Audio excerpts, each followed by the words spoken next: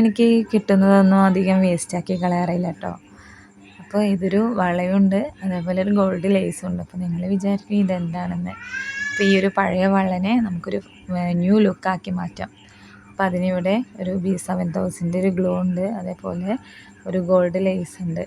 ഈ വളയിൽ ഈ ഗ്ലൂ അല്ല, നമ്മുടെ ഗോൾഡ് കളറിലുള്ള ലേസ് കംപ്ലീറ്റായി നന്നായി ടൈറ്റായി കവർ ചെയ്യണം, ഫുൾ കവർ ചെയ്യണം.